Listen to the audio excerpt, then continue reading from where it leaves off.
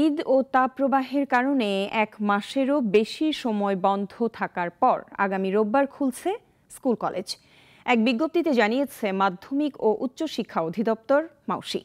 এছাড়া পরবর্তী নির্দেশনা না দেয়া পর্যন্ত আগামী ৪ মে থেকে শনিবারও শিক্ষা প্রতিষ্ঠান খোলা রাখার সিদ্ধান্ত নেওয়া হয়েছে। জয়ন্ত কর্মকারের রিপোর্ট। ঈদ উল ফিতর ও নববর্ষের ছুটি শেষে গত রোববার শিক্ষা প্রতিষ্ঠান খোলার কথা ছিল, কিন্তু প্রচণ্ড গরমের কারণে ছুটি এক সপ্তাহ বাড়ানো হয়েছে। চলমান ছুটির সময় শেষ হয়ে আসছে, তবে গরম কমছে না এখনো। দেশ জুড়ে অব্যাহত আছে তাপপ্রবাহ। একই সাথে নতুন করে হিট অ্যালার্ট জারি করেছে আবহাওয়া অধিদপ্তর। জনমনে শঙ্কা তাই শিক্ষা প্রতিষ্ঠান খোলা নিয়ে। এমন পরিস্থিতিতে রোববারই স্কুল কলেজ খোলার সিদ্ধান্তের কথা জানিয়েছে মাধ্যমিক ও উচ্চশিক্ষা অধিদপ্তর।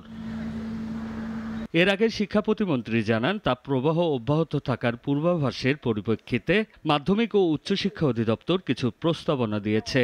শিশুদের স্কুলের সময় এগিয়ে আনা এবং ক্লাস সংখ্যা কমানোরও প্রস্তাব রয়েছে। একই সাথে শনিবারও ক্লাস নেওয়ার সিদ্ধান্ত নেওয়া হয়েছে বলে জানান তিনি।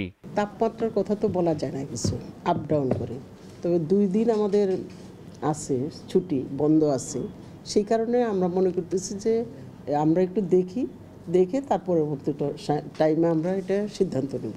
এর আগে গত 19 এপ্রিল হিট অ্যালার্ট জারির পর প্রাথমিক, মাধ্যমিক ও উচ্চ মাধ্যমিক স্তরের শিক্ষা প্রতিষ্ঠানে 25 এপ্রিল পর্যন্ত শ্রেণী কার্যক্রম বন্ধ করা হয়। জয়ন্ত কর্মকার, নাগরিক, ঢাকা। ওয়ালটন ফ্রিজ কিনে অনেকের মতো আপনিও হয়ে যেতে পারেন মিলেনিয়াল। সেরা পণ্যের সেরা অফার।